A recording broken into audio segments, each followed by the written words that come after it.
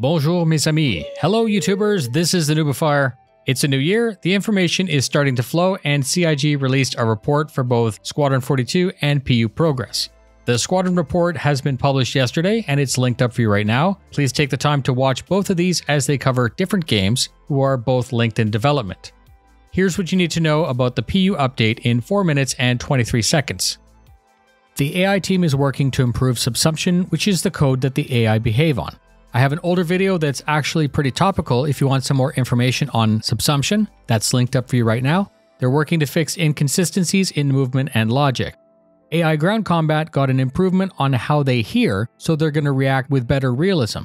AI ship combat got improvements in navigating gas cloud tech. Initial work is done allowing AI to dock and will now operate in a less erratic manner. AI pilots can now also choose to fire lasers or distortion and can be more easily programmed with flight traits such as aggressive, reckless, and might actually just also fly cocky. AI social improvement allow NPCs to better interact with closed doorways and use certain usables autonomously.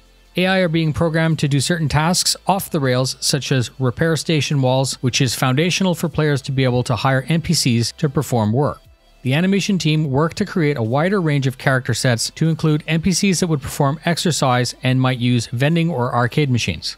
Character art worked on concepting several new sets of armor and are also on record being excited to push hard to flesh out the pyro system. Q1 and Q2 of this year will have improved diversity in the uniforms for the workers at the cargo and refinery decks. They're also working on small creatures to add atmosphere to Orison, which is the landing zone within Crusader Planet. Environmental art is adding more variations to the major rest stops at the Lagrange points, including the refinery and the cargo decks.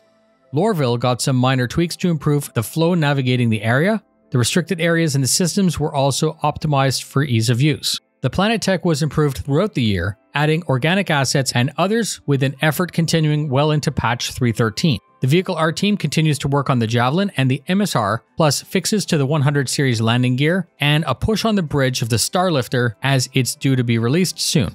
They mentioned a non-announced vehicle that was passing into Grey Box. The Redeemer is in White Box and they're still working on paints and skins for ships within the fleet. The weapon teams are working on a Sable round for the Idris main weapon.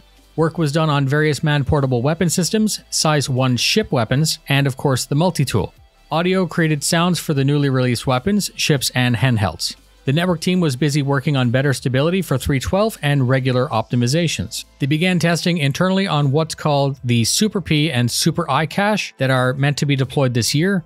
Physics have been working on preloading assets, physicalized shockwave propagation, collision detection, and just like what was mentioned on the Squadron report, soft body deformation. This is proof that all the work that's done on Squadron also has a trickle-down boost effect for the PU.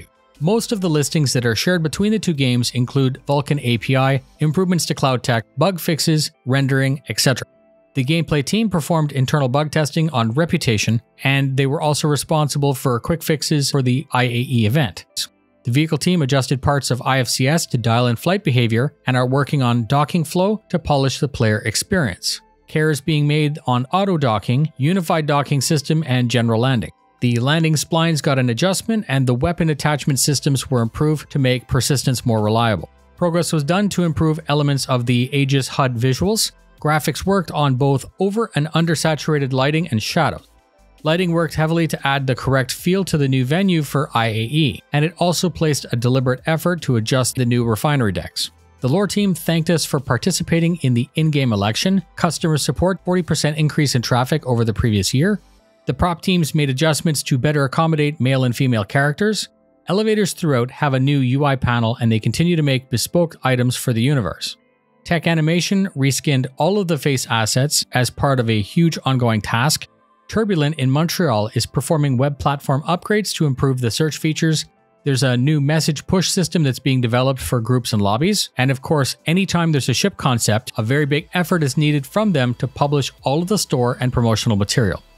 As was said in the Squadron update, there's a new functionality from the player UI for an in-game warning state, and the mining UI was reworked for ease of use. VFX completed several vehicles which were released at the end of the year, and there was some big visual improvements in the shield impact. That's it. Thank you very much for spending your time with me. Fly safe, and I'll see you in the verse.